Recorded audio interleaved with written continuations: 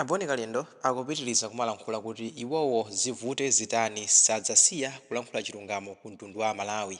Iwo akunena izi pamene ndithu kunaoneka kuti anthu ena amene amakonda chipani cha UTM komanso mtsogoleri wa chipani chimenechi Dr. Salus Klaus Chilima amenenso ndi wachiwiri kwa mtsogoleri wa dziko lino kapena kuti vice president anaonetsa kukhumudwa ndi mmene analankhulira Abone Kalendo dzulo kuti chipani cha UTM chisamapusitsa Malawi powauza kuti akupepesa chifukwa chakuti boma la Tosalansi silikuyenda bwino pamene iwowo adakali ku Tosalansi kumeko sakutuluka. Nde Abone Kalendo akunena kuti iwowa alibe nazo ntchito kuti anthu amene akulankhula motere chifukwa choti iwowa chimene akunena ndi chilungamo basi kuwauza a UTM kuti ngati akufuna zabwino achoke ku Tosalansi kuti adziwauza bwino a Malawi kuti zinthu sizikuyenda bwino. Tete tikhale limodzi kuti timve kuti Abone Kalendo akuti bwanji modo yawo lero pa 22 May 2024 pano pa Nyasa Voice Box.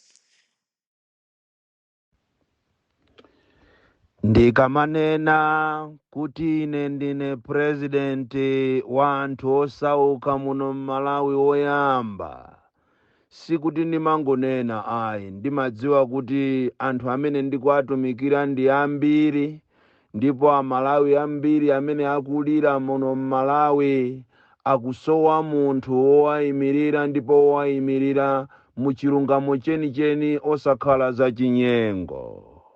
Ine ndikufuna ndikusimikizireni kuti ndizayima pa chilungamo, ndipo ulo nditatukwanidwa motani ndizapitiriza kuyima pa chilungamo, ndipo ndimadziwa kunena kuti chilungamo kuti munthu achimvesese it is a process. Ndi anthu amene anadalisidwa amene amati akauzidwa chilungamo amachigwirisa ntchito chilungamocho ndipo mawa amakayamika kuti anauzidwapo chilungamo ndipo amamuthokoza munthuyo chifukwa zimakhala kuti iwo ndi amene apindula. Ndi okhawo amene ali makawadzi amene amati akauzidwa chilungamo amazembaisa osafuna kunena kuchita chilungamo chija chifukwa amadziwa kunena kuti iwo sali hole pamaso pa Mulungu. Zimene akupangazo ndi zaboza, ndi zachinyengo. Chifukwa ena samasiyanisa pakati potukwanidwa ndi kuuzidwa chilungamo. Ena amaona ngati kuuzidwa chilungamo ndiye kuti akutukwanidwa. Koma anthu anzeru amati akauzidwa chilungamo amadziwa kuti munthu amene akutiuzayi akutikonda ndipo amapita ndikukasintha nyumba yawo. Ine olo atabwera ma activist, what we call Monday activist, amene amagwira ntchito yomanama pamaso pa Malawi ngati ndi ma activist, koma chikhalire nicho akufuna kuti azipeza ndalama kuchokera kwa anthu ofoka mu ubongo, the so called politicians. Ine ulo nditatukwanidwa motani, chino ndi chisulo, sinimanjenjemera. Ine ngati ndimagonjesa State House, ndimagonjesa area sate, bomalo ndikumanjenjemera ndi ine sininganjenjemere ndi Monday activist amene kuti ajambule odio amayenera kuti aje chamba amwe mowa. Ina anthu ngati amene sininganjenjemerere. Ndipo ndimakondwera kwambiri kunena kuti ntchito imene ine ndimagwira yowayimirira a Malawi ikuchita create ntchito zina kwa anthu ena opepera wopanda ine kulankhula ndiye kuti munthu ina kwawo kusadya. Choncho ndikamuona munthu ina akuyankha audio yanga imasonyeza kuti yabaya chifukwa tu chilungamo chimabaya, ndipo ngati susamalira nazo chikakubaya umakafa nawo. Chifukwa chikakubaya ukuyenera kuti uganize mwanzeru. Koma ndi anthu ochepa kwambiri amene amaganiza mwanzeru, amaona ngati chilungamo popeza it is a process, chikabaya ndiye kuti akutukwanidwa. Zulo ndinajambula audio yanga imene imapita ku chipani cha UTM chimene chikupitirira kuti chizipusisa a Malawi muno Malawi, pomana makunena kuti akuti yo anali pakali ala sakanatha kumayimba bero paza nyasa kapena pazo nyasa zimene zachitika muno Malawi kuchokera 2020-2021. Ndipo nditalankhula chilungamo chimenechi amatchedwa a UTM anapita ndikukagula ma activist wina waku 49 wina waku Karonga ndikuyamba kumandinyoza ine komanso anthu ena amene tingawatchule kuti ndi makawadzi ndikumandiyankha ine audio yanga. Ndafuna ndikuwuzeni inu a UTM kunena kuti ngati ali president wanu akumakupasani ndalama kuti muzigula anthu ndiye muzitukwana Boni Kalindo, you are just wasting time. Komanso ngati muli inu ma officials a UTM amene mukumatenga ndalama zanu ndikumapasa ma activist osowa zochitawa kuti azitukwana ine azinyoza ine, you are just digging your own grave.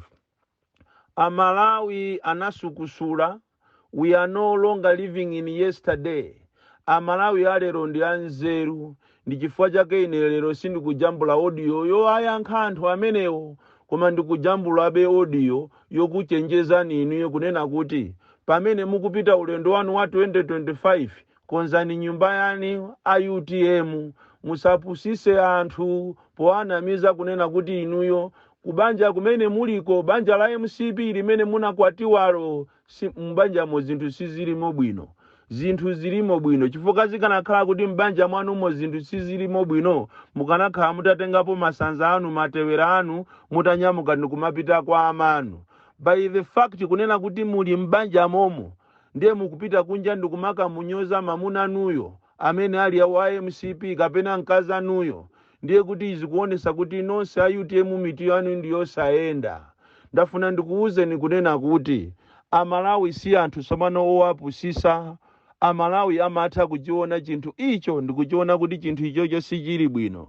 Chonje tikamakuuza nikunena kuti inuyo lero simungayime ndikumakanyoza MCP, tikukuuza nituzoonatu. These are just facts, because inu simungayime pachulero ndikumakanyoza MCP kuti MCP yalephera, munene kuti ife ndi a MCP italephera.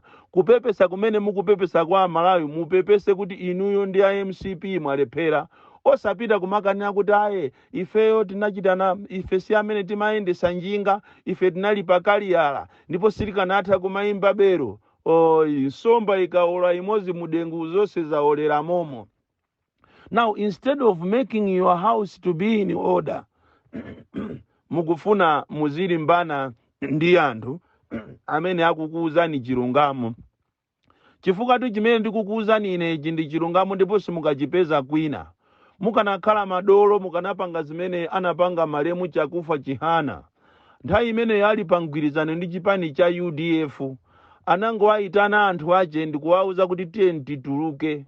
Iniyonso mukanakhala madolo mukanapangana ku meeting kwanuko. I don't think mmakumanaso chifukwa ndi chipani chimene mmazitenga ngati ndinu anthu ophunzira kwambiri.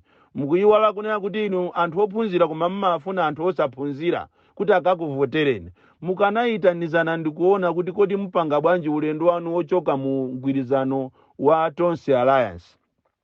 Koma lero mukamalankhula mamanya akawawa mudziziwa kunena kuti anthu ena so kunjako akuona kunena kuti zimene mukupanga zini manyaka ndipo palibe amene angakukhululukireni. Tikamakuuzani kunena kuti anthutu anakutulukani sikuti tikungonena tuya. Chisanzo talengezana lero kunena kuti ifeyo tachoka mu Alliance.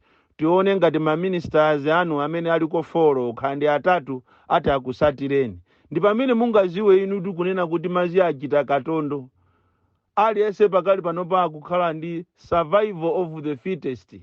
Ndi mukanachita test the waters than kuti iniyo muzikanyoza MCP lero muli nkati momu mwa MCP mo. Ndekuganiza boko kulipatipo. Muchoke mu Tonse Alliance mo mukayime panokha ndiye muzikauza Malawi kuti tabwera tikupepesa. Ifeyo tinapanga ABCD. Ndiye kuti Malawi yakukhulupirirani. Koma izizi ngati simuzisatira ngati simuzitenga ndikufuna ndikuuze ndikunena kuti chipani chanucho chathera pompo. Andi ndikamakuuza ndikunena kuti chipani chanu cha inuyo ndi chapa Facebook ma structures background palibe. It is a fact. Kusonza kuti amene akukuuzaniyo akuuziwa chimene akupanga komanso chimene akunena. It is a fact kunena kuti UTM ndi chipani chapa Facebook chongochuka basi chifukwa cha anthu ake amene ali ochuka koma pa ground palibe. Tikamakuuza ndi zimene zinu mukuona ngati tikukutu kwa nani.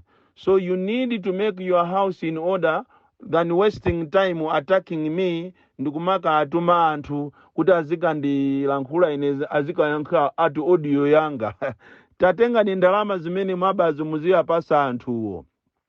Izi sizikusiyana ndi malangizo amene takhala tikupereka ku NRB kunena kuti a NRB mukulembesa ana zulozuloli a NRB anyamuka kupita kwa Kabudula, kwa Santhe, kwa president kumene kunatuluka nkhani yopangisa manyazi kuti akulemba ana ang'ono mukaundula wa NRB wanzika anapita kumeneko kukachita paredi anthu osiyanasiyana kuti ati akane chilungamo.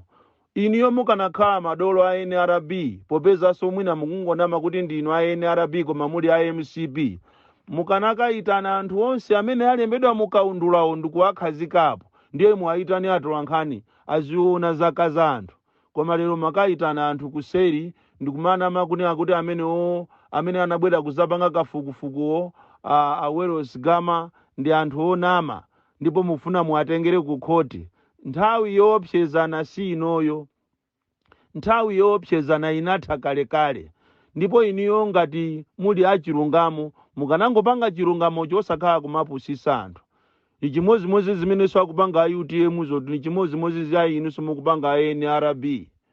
Chimozimozinso talangiza anthu aja amatchedwa aku prison makamaka a commissioner amene akumadula anthu kuchokera mwezi uno afuna zidula anthu ndalama ma prison officers. Inu chisoni koma sichimakugwirani kunena kuti mukamaona anthu akugwira ntchito ku prison imene akuzunzikira sichimakugwirani chisoni kuona sapato zawo anguvala chikopa choka kumwamba kukuma pasipo amaponda pansi amaada nthawi ya mazi amakhala kuti sokosi zanyowa. Uniform yawo yomvesa chisoni, salary yawo yomvesa chisoni. Simmakambirana m'maofesimo. Inetu nimaona ngati mmene mmanena kuti munapita kumponera kukakambirana, nimaona ngati mmakakambirana kuti muchite diversify etu. Chifukwa ngati kuli munthu amene amangodalira salary yokha ndi wa prison itu, nthawi ya mayeso a standard 8 samatengedwa, nthawi ya mayeso a form 4 samatengedwa, kupita ku private company kukapereka security samatengedwa, nthawi ya zisankho samatengedwa. Iniyo ngati akuluakulu a commissioner simungaganizire kunena kuti wa prison ndi chimozimozi wa polisi. Simungaganize kuti kodi njira ina yokuti munthu azipezera kanga chepe ndiiti mmene amapangira a polisi, mmene amapangira a ame. Kodi m'Malawi muno ma security agencies amene alimo opambana anzawo ndiye kuti ndi polisi ndi ame basi? Ndiye nanga wa prison mmamutipasiranji mfuti? Wa prison isoti is a security officer amene so amagwira mfuti, amene so amapereka chitetezo. Ndi chifukwa chani wa prison mmamuchita ignore choncho? Ndi munthu omvesa chisoni akangochoka ku sukulu ndi kuyamba ntchito yache imathera pompo. Kaye boma limene tili naloli does not care about these people. Koma munthu wa prison akuzunzika kwambiri, munthu wa polisi akuzunzika kwambiri kuona sapato zawo zomvesa chisoni sapato. Bora atu wa polisi otu pena amayeserapo kukagula mubata atu, koma uyu nanga ndalama zokagulira mubata sapato za ana asukulu akazitenga kuti. So ine ndizapitirira kuima pa chilungamo zili ndiwo usachitenge chilungamocho kapena ayo uchitenge chilungamocho koma nitakuza. Ndipo ine siningaopsezedwe ndi anthu ena ache osowa zochita amene amajera ndalama zawo kuzera kuanamiza Amalawi. Ubwino wake Amalawiwo amaziwa okha chilungamo. Molotero kuti Amalawi akuziwa kunena kuti zulo ma activist ena alandira ndalama kuzera pa Airtel Money ena pampamba chifukwa cha audio yanga. I'm very happy kuti I am creating jobs. Koma chaka cha 2024-2025 tiziona. Ndinanena kale kuti koma muziona vedisi mwana woopya kwambiri.